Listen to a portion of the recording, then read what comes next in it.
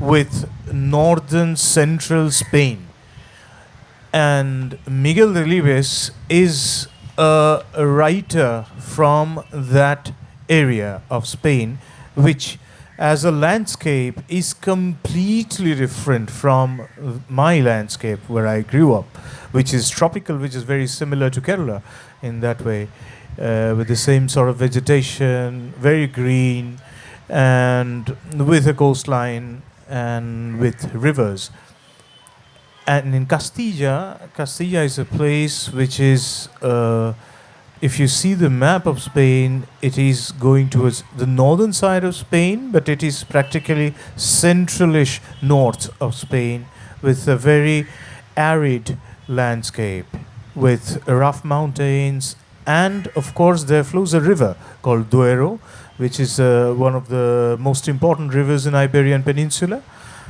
Miguel Delibes, for me, is an essential writer for that landscape. If I may, he is probably Walt Whitman, writing in Walt Whitman as he discovered America in his way, and Miguel Delibes is he discovered Castilla in that landscape in 20th century. Having said that, I must add one point here. Why Castilla? Castilla is a place where the Spanish language was born. It has another name called Castellano. In English they say Castilian Spanish. And the language was born there in that place, in that state of Spain called Castilla.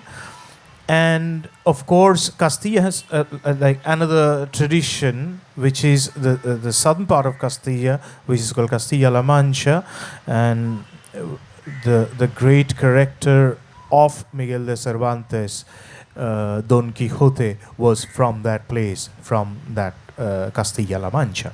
So Castilla has a very important place in Spanish literary geography.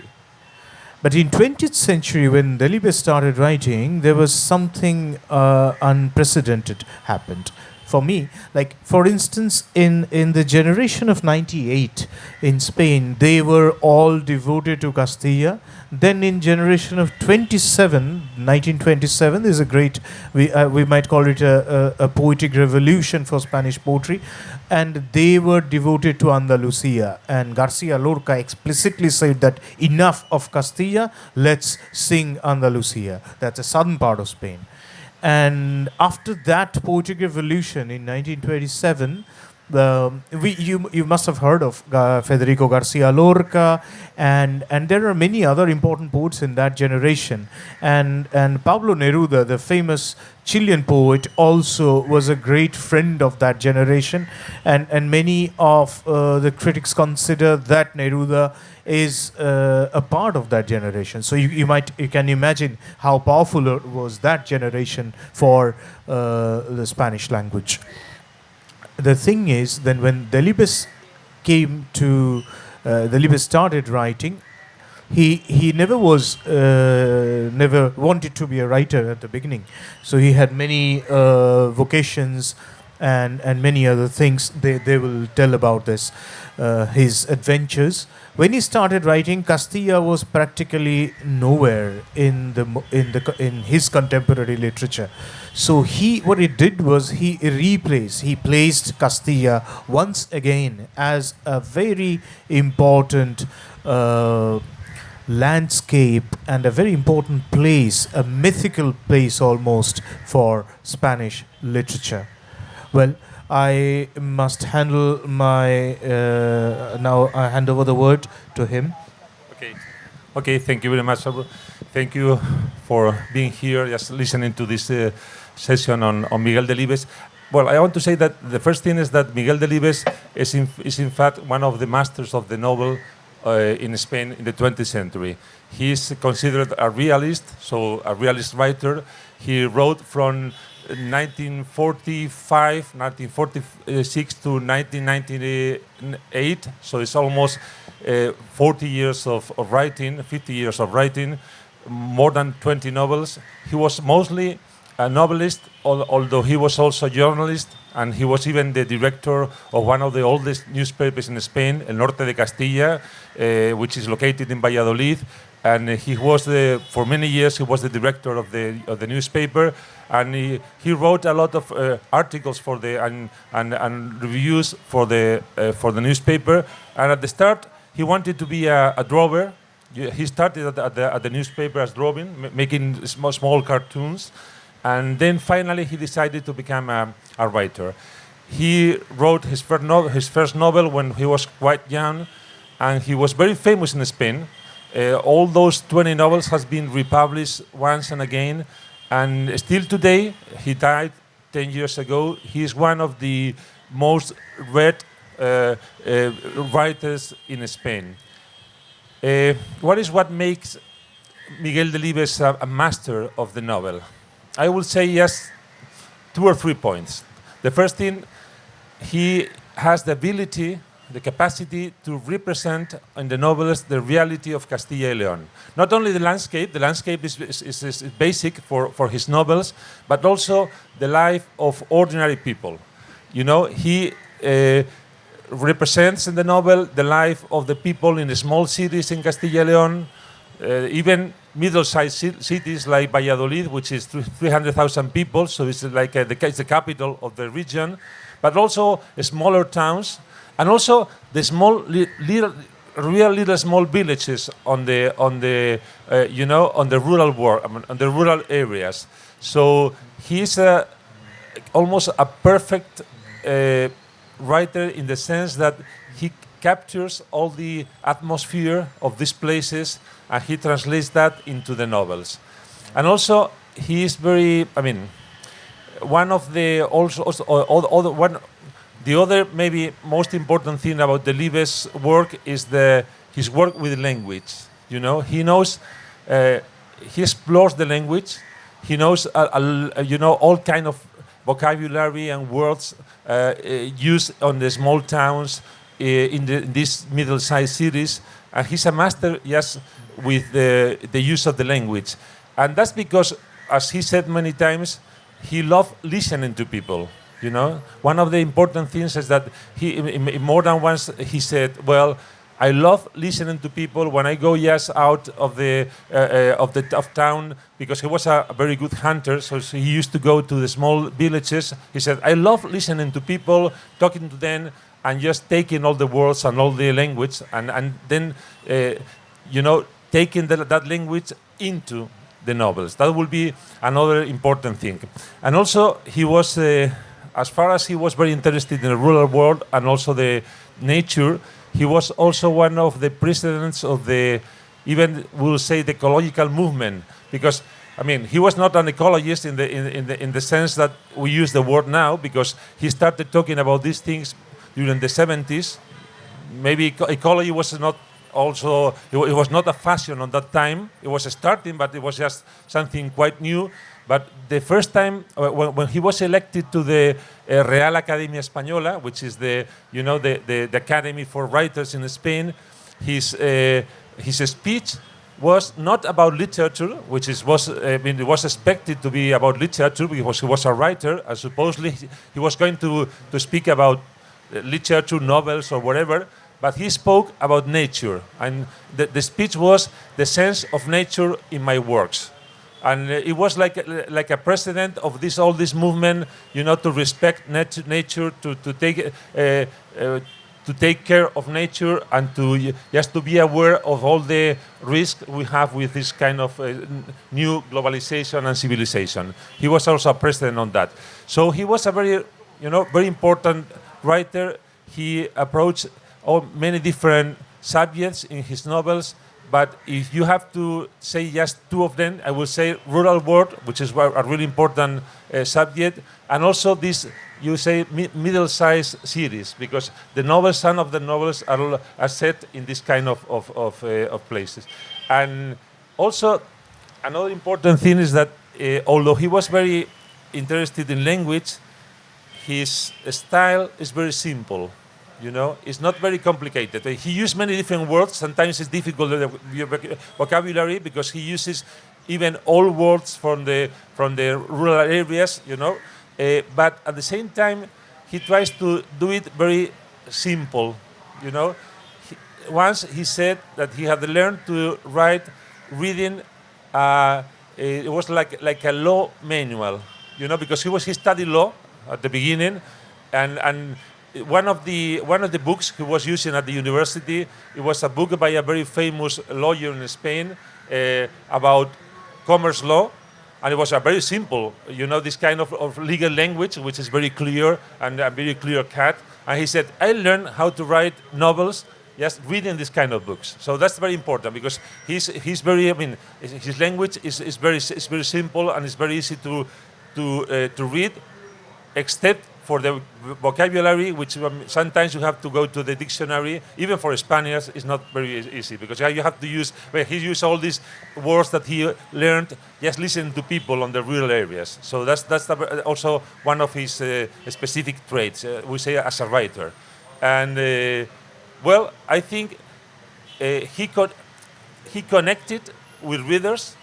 This is a very important theme, because many famous writers in Spain, even the Nobel Prize Camilo José Cela, who died also some years ago, I don't know what's happening, but they are losing they are losing readers, because not many people read maybe Camilo José Cela's novels, but Delibes' novels, he connects with the readers. Even now, even after his death, there's kind of connection with the readership, and the novels are just published and republished and republished and republished and republished, and that's a very important thing. I think he transmits a sense of truth. When you read one of his novels, located, for example, in these small towns in Castilla y León, even it's fiction, but you feel that beyond fiction, it's true. What this says is true. This is like you have that feeling when you read Miguel Delibes, and that explains maybe what is this special connection with the readership. And well, I think I will say yes, that's for now, and then maybe we can retake some of these points now. Thank you, Jose Maria. I must. I have a question about. You must say something about, for instance, the connection of the Delibes with the language and the way he treated the language. It reminded me of a great writer from Kerala, Vaikam Muhammad Bashir. Like he was. For instance, I grew up in the eastern part of India, where the language, in Bengal, the language is Bengali, but we had all his translations happening between Indian languages. So I read Bashir in Bengali, and and Miguel Delibes has this universal appeal to, like, everybody. If you read him in translation, in any translation, you would find that you would find a sort of echo of the small towns of the whole world. They are the. You must elaborate a little more on the small town mentality, or the other side of the small town. Because in India, if we say small town mentality, it sounds like we are insulting somebody.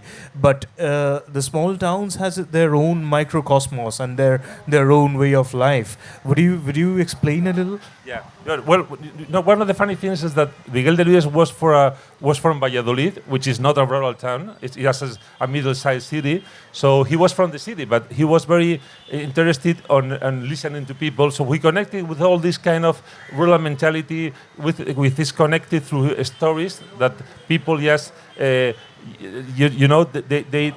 listen to the stories that the older people is always telling the young people, and this a kind of connection between generations in the small cities, in the small towns. That's maybe in the cities now we are losing that connections, but in the small towns you have that connection between the elder and the younger, and also, which is important, you have this connection with the environment. For example, with all this, even the common reality becomes many times becomes part of a story. Every single place in a small town sometimes is connected to people who live there, who did something in that place, you know, this kind of connection between nature and human beings and the citizens of these rural areas, which is very important also in his novels.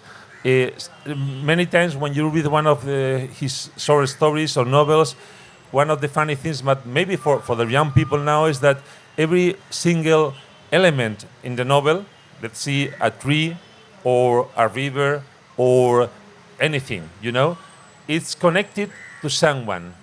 It's not just a tree. It's the Aunt Anna tree or the Uncle John's tree, whatever, you know, because everything has some meaning in this little world.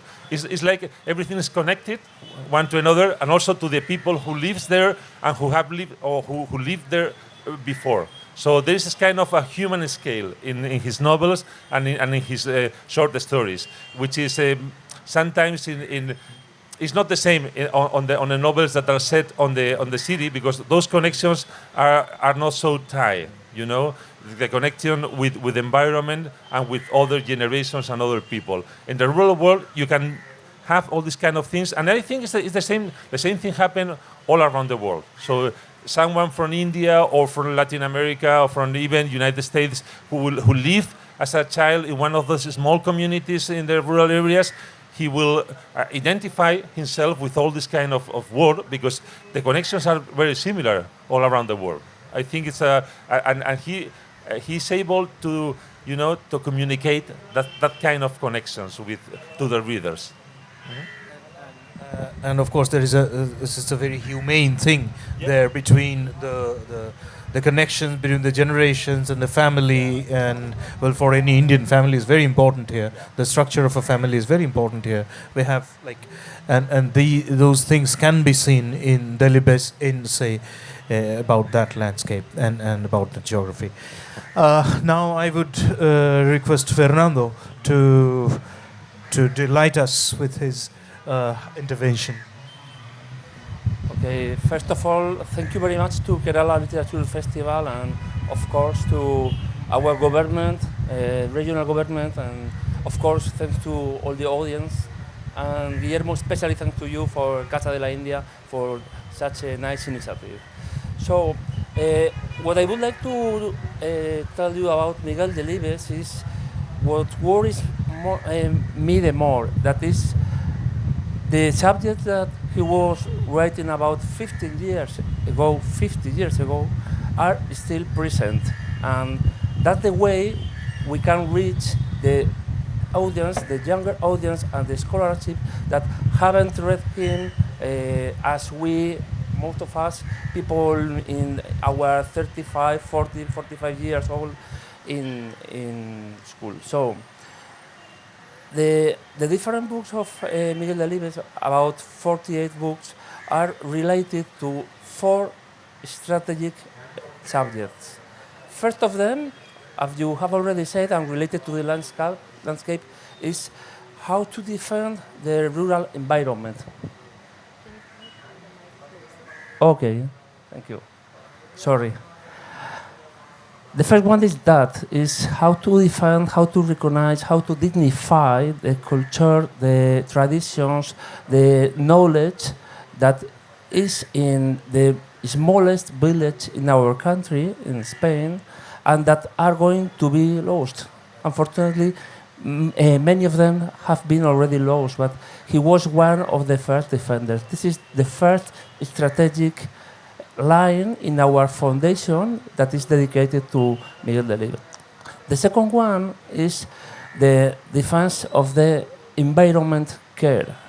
As José Ramón has already said, when Miguel Delibes was accepted at the Real Academia Española, which is our main academy for our writers, he gave such a different speech that nobody could expect, because it wasn't related to literature or linguistics. It was related not only about nature, how José Ramón said, but an integral perception of what progress means, and that is related to progress without such big difference between people, And second, of course, progress respectful to nature and conservationism.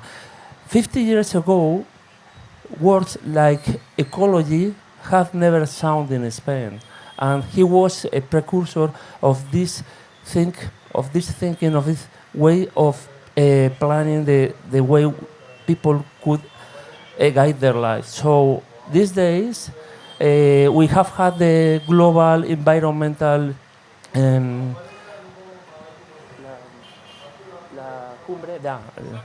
summit, thank you, in Madrid, and everybody could understand that this was something accepted. But 50 years ago, in such an academic environment, that was not too easy to defend. The third line is the defense of childhood, another subject that actually is non-contested. Delibes wrote a lot of books with children in their characters, even if they were in a rural environment or in the small, medium-sized cities in Valladolid, and it was always a very tender focus. The children are always the one who look brightly, who have the clear ideas, the clean look at the reality, the clean defense of the nature, and this is something that we have heritage from him, and that these days is completely accepted. But he was one of the first who said that childhood is what we have to defend even in the harder condition. Just for one example, one of his main characters, El Nini, from the book Las Ratas, was a boy that only 10 years old had to hunt rats for it. And that is a very, very hard way of life for a boy. But it was always treated with the most tenderness and bright point of view. And for just to finish this first intervention, the fourth line for us, the fourth line, strategic line for us, is the defense of the people who has less opportunities. Miguel Delibes was always the voice of those who had less resource, who had been always forgotten, for the people more powerful, for those who were exploited, and in sometimes he had to fight against censorship, against different powers, against administration, just to denounce the conditions they were working on. In some books, like for example, Los Santos Inocentes, he remembered us that people with somebody who had a mental disease, or for example, the people who was working for other in the very big exploitation in country, had to accept some kind of work like slavery.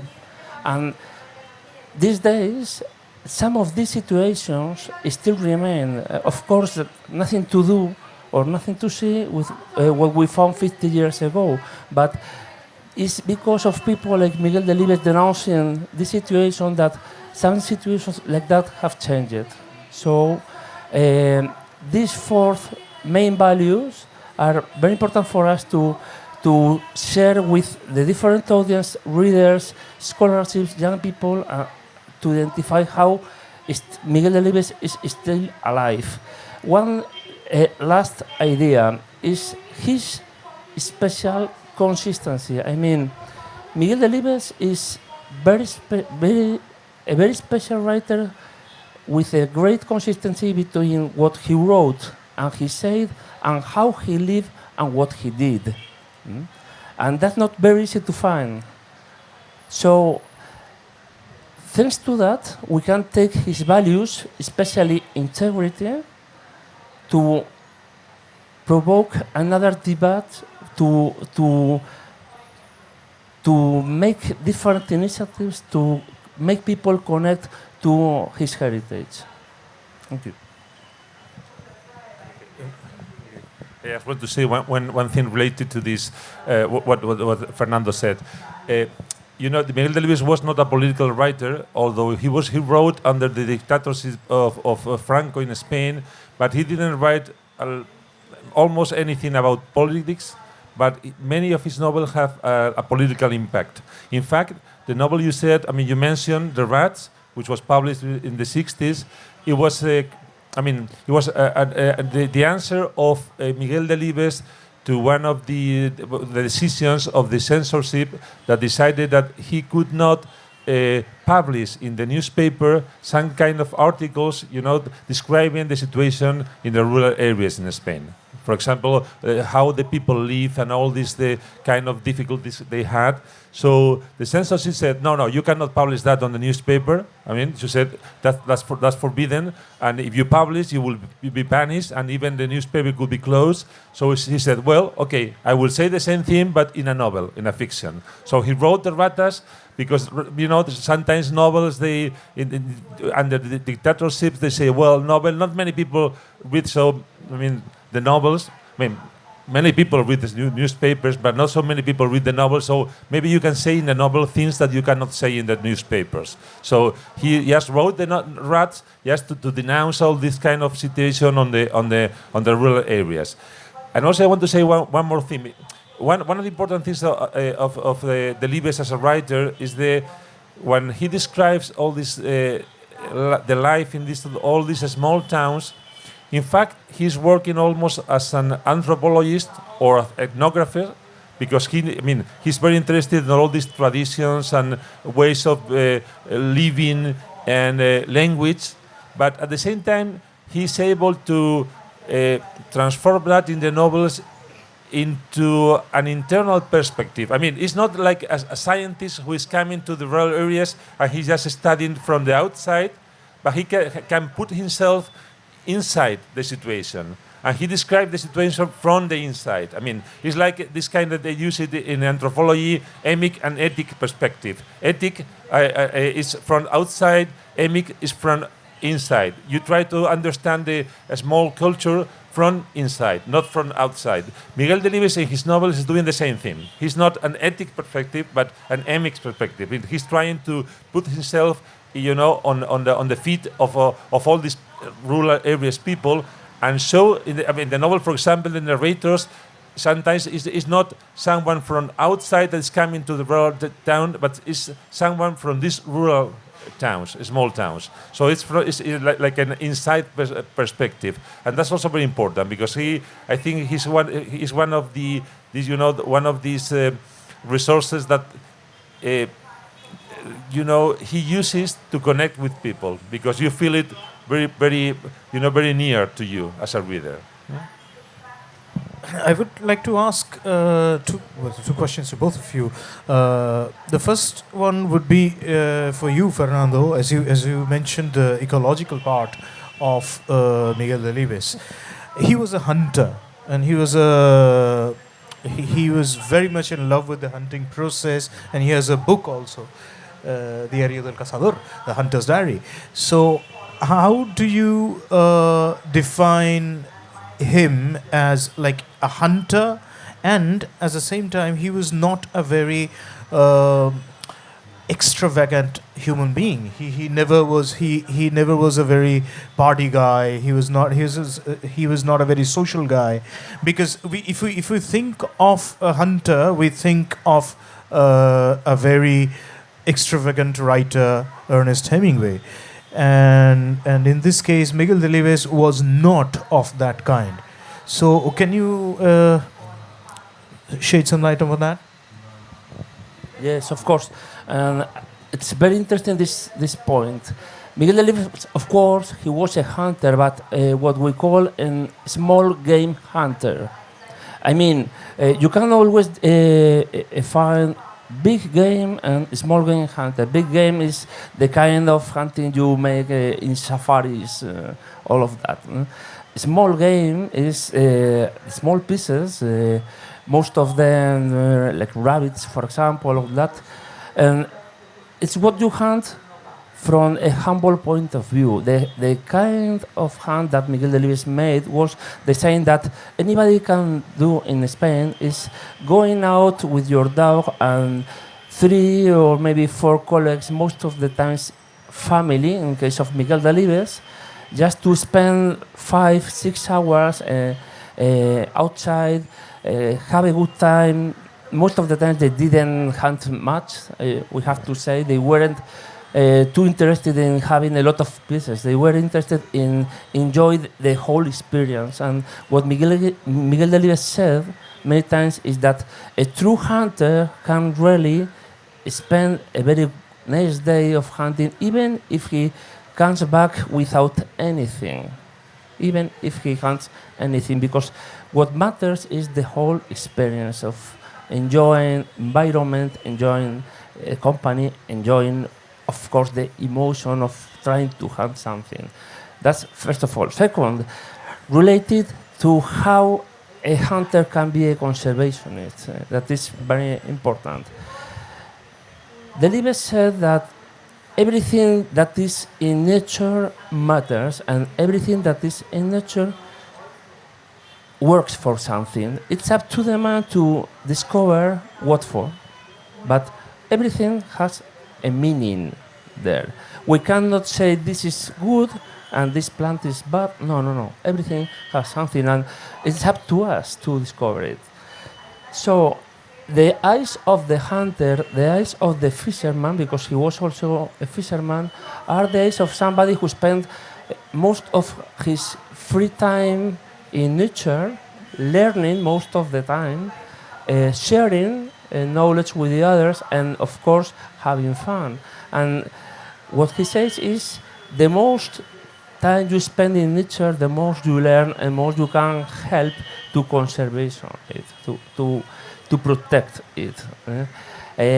These days, hunting is not a very popular sport in Spain and not all around the world, because many people identifies that a hunter is something like an assassin, a killer, a murderer. And I'm sorry to say that, I don't like the idea, but it's true that hunters have to defend from this so extremist point of view. And the main way, from my point of view, is to show how they can contribute to be one of the environmental first defenders.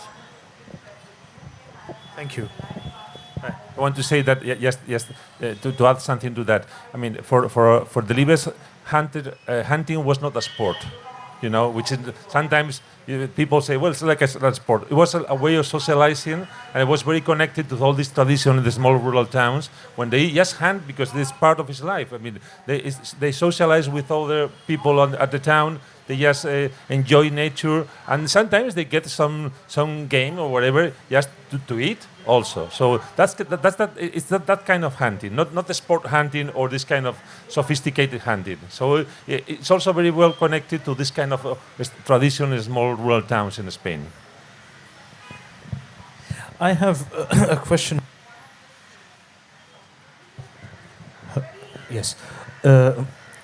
In India, we are right now politically in a very difficult situation about the domestic policies of our government and of our central government. India is a federal state, but anyway, I just want to know how, because for us, some biographical detail of Delibes would be of a great help, because he lived in as you mentioned before, he lived through the dictatorship of Spain. So how was his reaction? How did he react to the regime?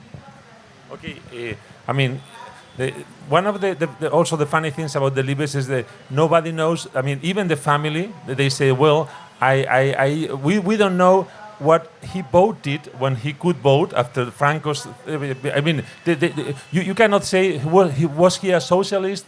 Was he a liberal? Was he a communist? Nobody knows, because he never expressed anything in that situation. But he did it through the facts. I mean, he was just working for the newspaper. He was denouncing all the situation on the rural areas. He was also very committed to helping all the weak people, all the poor people, but not under a political umbrella. I mean, he never said, well, I vote for this president or the other president he was against the dictatorship, but he was just doing it not exactly just speaking aloud, but yes, through all those small things that he could do through the newspaper, or even helping people, friends or whatever. So he was not a public figure, he didn't like all this kind of to be just on the press or on the TV. In fact, he didn't like to be interviewed. I mean, there are many interviews, but he didn't like them because he didn't want to be on TV or on the newspapers. He was like a very discreet man. He liked it just to live in Valladolid, like a very simple life. He used to just go out with his friends.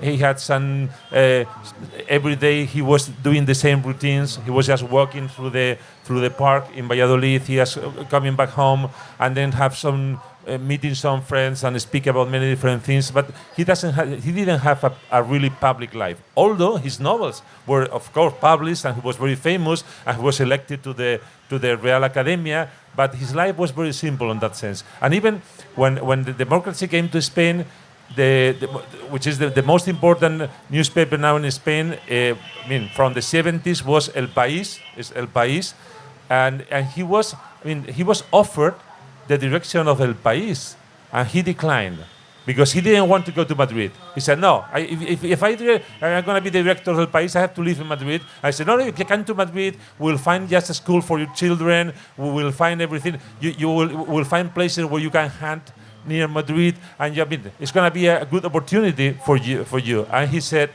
he was thinking a couple of days and said, no, I want to live in Valladolid. I want to do all this kind of simple life. He was very discreet. He didn't like all this kind of, social life. So he was, and the same thing happened with political thinking. He was expressing his thinking to his all families and friends, but not so much in public.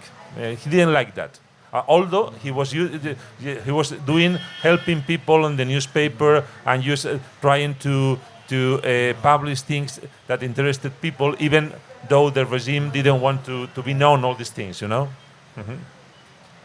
Did he have any sort of regret in that point of time when he was elected as a member of Real Academia, which is the maximum authority of Spanish language, during the dictatorship? Did he express anything in that time? No. I have no idea, but I don't think so. No. He was. He considered that. When he was elected, in fact, it was. He considered it like a very professional thing. In fact, his daughter Elisa, sometimes she says that he was a hard-working academic because he was always trying to bring new words. For the Spanish, because the Real Academy in Spain is responsible for this Spanish dictionary, the official dictionary. So they choose the words and all these things. And many times when you are elected to the Royal Academy, it's just like something that is for your pride, but you don't do anything special. But Delibes, he was elected and he said, no, that's a very important task. You have to look for the words. You have to take that words and to put them on the dictionary. And he was working every time. And his daughter used to say that the rest of the academics work crazy because when they meet every week, and every week he came with a lot of new words. Usually, because he was a hunter, birds words, and yet the rest of the academics would say, well, this is tiring, every week just bringing new words, because he wanted to, he thought that it was a very professional thing. You had to do this kind of things, so he accepted because he didn't consider it like something that it was like an honor, but something that you compromise you to work for the language. Mm-hmm. That's his commitment towards the language. Now I'll come back to you again with the second part of that question: a hunter and an introvert human being. How do you explain that? Normally, because we relate hunting with a very extravagant and extrovert human being, but Delibes was not that of that kind.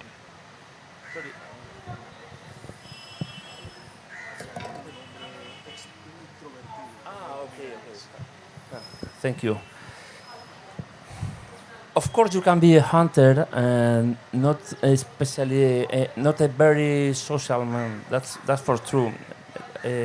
Of course, most of the time people go hunting in Spain, this kind of small game hunting, they go with some friends, some relatives, but doesn't mean that they can't go alone. For Miguel Delibes, was very hard to lose a hunting day because of weather conditions or because one of his mates couldn't go. So sometimes he went alone. He didn't like too much to go alone, but he did because for him was much more important the experience of the day hunting with a dog just alone in such an environment than the company he shares. But of course, he liked to share that experience most of the times with his family. He was a very family man. He was a very well-known writer in Spain, very popular. Even politicians wanted to be with him, spend time with him.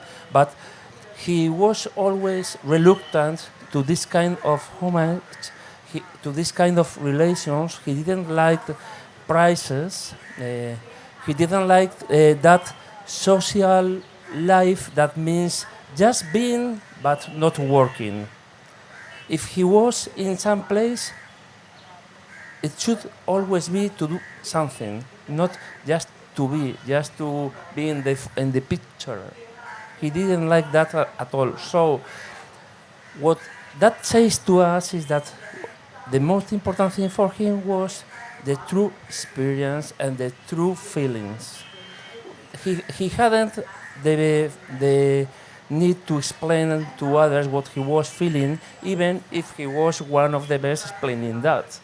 But many of his thinking, many of his experiences are not written because he was such an authentic man that what was worth for him was spending that time even alone, even with his family, but not to tell. That is completely against what we see nowadays. I mean, these days, many people travels just to say, I've been in Japan, I've been in India. Right now, I put my pics in Instagram, social network, all that, and they don't really go deep into the experience. They don't really profit the experience in an authentic way. And Delibes was just against that. He didn't matter about what other people could think about that. He really mattered about what he was really going to do, to enjoy, and of course, even better if that was with first his family, second his colleagues and friends. Thank you so much. A solitary hunter. Yeah, because I think that there are different kinds of hunting. For example, sometimes when you think about hunting, you say, well, this kind of like the fox hunting in England, you know, and it's like a social meeting, and you have many, maybe 100 people just doing that. And even they use hunting to make business and all these kind of things, you know. But I am not a hunter, but I've seen many hunters in Castilla y León, and many times they are just 2 or 3 people, you know, just walking alone on the land and just looking for this kind of rabbits or whatever, and that's it. I mean, it's something very simple. It's very different. And then when they finish, they go to a house, they have drink of some wine, they have some eat. I mean, something to eat, and that's it. And they speak about for a while about the hunting, how was it the day, and what happened, all these things, and they just go back home. It has nothing to do with this kind of, like I said, like business hunting or social hunting, social meetings. That is something that, I mean, you can find it in Spain. For example, in one of these, say, big properties, maybe in the southern part of Spain, sometimes they make this kind of hunting, and it's like people coming from Madrid, from Seville, from Barcelona, even from London, and they stay maybe 20, 30 persons, and they spend Sundays together, and they just, they talk about business and about everything. But that's a very different kind of hunting. This is also hunting related to this kind of life in the small villages, which is very different. It's not people from the city just going to do business and to make connections with people, but just people that hunt, yes, because they like it, they like the land, they like walking, on the land, and that's it. And they just hunt something and they go home and just enjoy the day. That's a very different thing in Spain. Just a little comment. Most of the people who hunt these days in Spain hunt this way, this humble way of hunting. A small game with 3-4 friends and family. That's all. Hunting in Spain, most of the time, is not a social event. It's much more this friendship and family event. I had the pleasure to be one of these hunting sessions, and they are really like picnics. They go out and they go for. There is I must call it there is a very a beautiful animal, a delightful meat called corso. It's a kind of deer that they hunt and eat. This is a lovely meat to eat. Anyway, I can say this because I'm in Kerala. No, let's enjoy the free spirit of the state.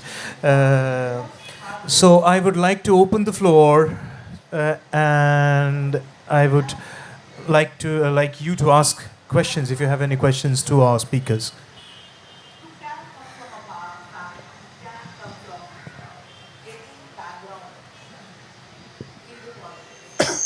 How Miguel Delibes determined the trajectory of Spanish novel under a dramatic condition of dictatorship and censorship.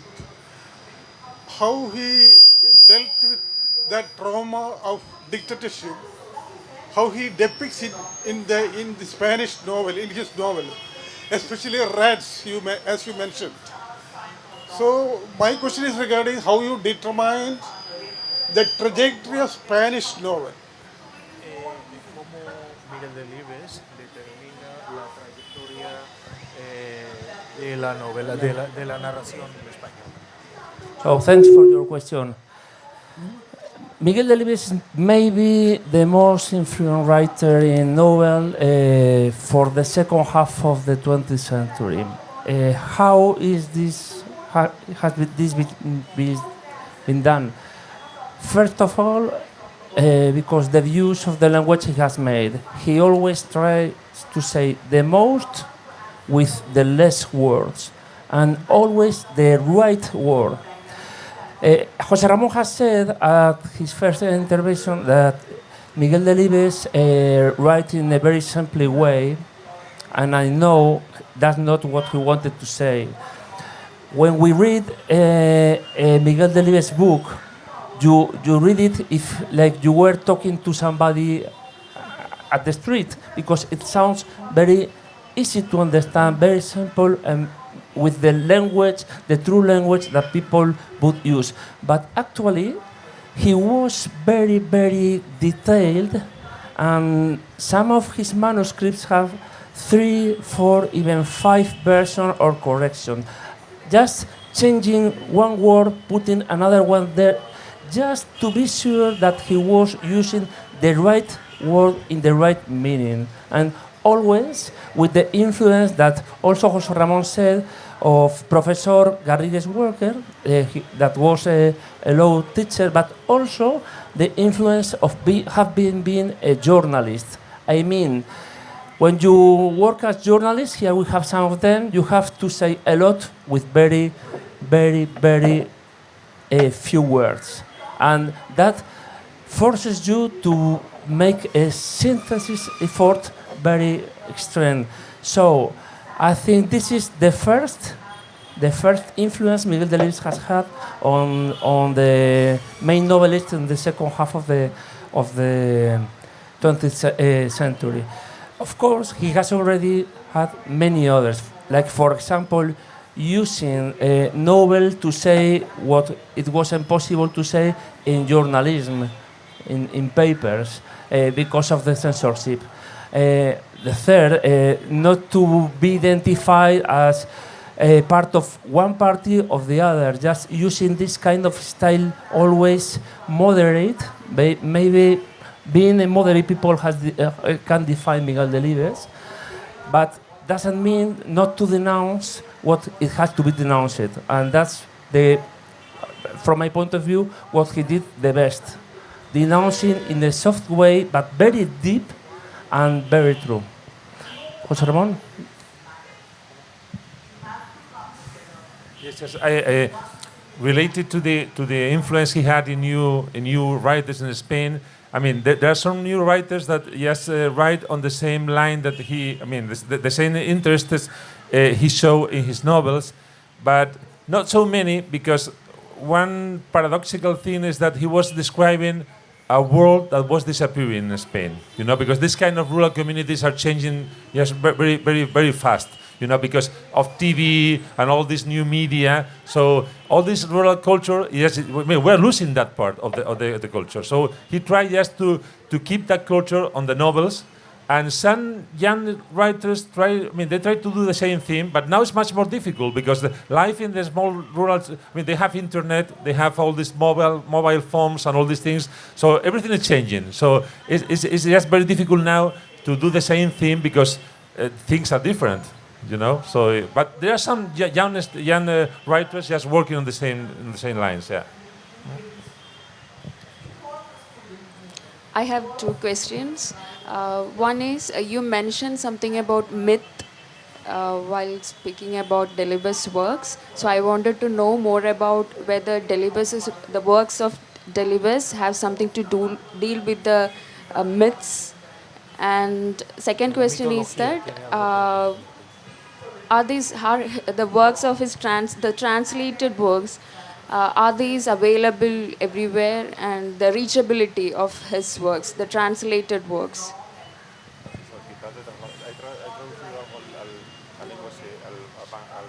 Bengali, sí. No, al inglés. Yeah. I mean, I was just checking the translation into some languages. I mean, there's a translation of the Rats to Bengali, not to Hindi, but there are many of his novels were translated into English. You can find them in many places in the United States, even in United Kingdom, and at least I think maybe 7 or 8 novels have been translated into English. I think, yeah. And what was the first question? No. About myths? No. I mean, well, I was thinking, because now I was thinking about one of his characters, this Nini from the novel The Rats, which is one of the most famous novels. I mean, he's he's nothing mythical, but the character is he has like some kind of special capacities. It's like magical realism from Garcia Marquez, because these small children, he's very wise. He knows a lot of things. He knows everything, and he's always. He knows how the weather is going to be the next day, and all the people ask him, it's going to rain, it's going to be just hot or whatever, and he knows. I mean, nobody knows why, but he has this kind of special powers, we'll say, which is kind of mythical or magical, but it's it's not something very remarkable. It's just a small hint, of this kind of mythical connections. I have one question. Actually, you are distinguishing between two kinds of narration, internal and exterior, something kind like that. And Delibes was one who wrote the internal part of a society. But when we look at the Latin American Spanish writers, example Juan Rulfo, Gabriel Marquez, they were all just narrating the incidents. They were not interested how their characters thought, or how how the characters they felt. But Delibes was not that kind of a man. He always looked inside his characters. But these Latin American writers won much popularity than Delibes in a world literature or in other parts of the world. So what's your opinion about that? in fact, I think there's a strong connection between the way of writing of Juan Rulfo and García Márquez with Miguel Delibes. Although their worlds are really different, but the way they approach the characters and all these situations are very similar. Because it's not that they, I mean, he's not explaining the inside of the characters, but he's speaking from the characters, you know? The point of view is internal, it's not external. And in that sense, it connects with Juan Rulfo, for example, of many of the characters of García Márquez, you know, because we hear them. We don't hear the narrator. We hear them, the characters.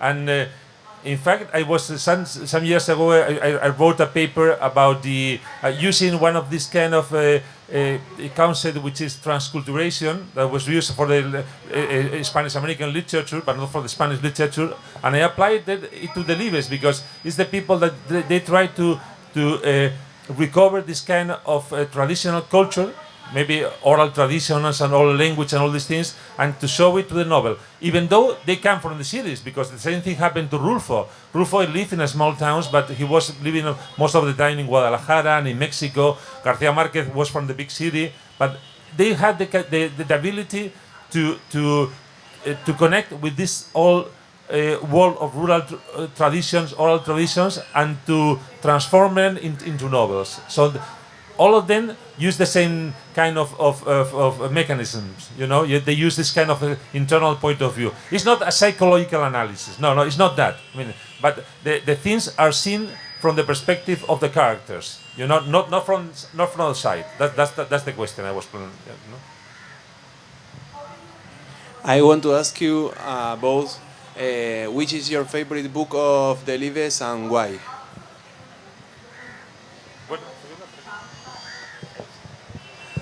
For me, my favorite is El Camino, also translated in English, The Path, because it's about childhood in a small village, and also because they talk about the problems that we still have in small villages. That is, if you want to get a better life, if you want to learn, if you want to go to university, you have to live this kind of life in the small village. And unfortunately, the three characters, and the main one, Daniel el Mochuelo, makes a reflection that in somehow means I have to lose my happy old life here and now going for something that I'm not willing to do. Okay. I like many of his novels, but I will say maybe if I have to choose, maybe I will say I like a lot Los Santos Inocentes, because it's a special. I mean, it's a special mixture of this kind of traditional perspective, but also with something kind of very experimental thing. You know, the use of the language and even how the words are used, put on the paper. It's very different. I mean, it's kind of experimental. I also like a lot El Camino, Las Ratas, and this is I mean, many people would not agree with me, but I like a lot a very small work, which is El Príncipe Destronado, and I like it because it's the life is one day in the life of small children, 4 years old, you know, and it's the same thing. It's very well written because he keeps the perspective of the child along the novel. It's wonderful because you see everything through the eyes of a small child. And I think it's a really very nice novel, although it's not one of the most famous. But I like it a lot because I think it's very difficult to keep through 150 pages the perspective of a small child, because I mean you are an old writer and an adult writer, and I mean, usually it's not easy to see everything through the eyes of a child, and I like it a lot, even though it's not very famous. All right, we have to wrap up the session. And just one book I would mention as a lover of Castilla, one book of non-fiction and a mixed genre book. It's called Castilla, El Castellano y los Castellanos. That's my favorite book. Thank you very much.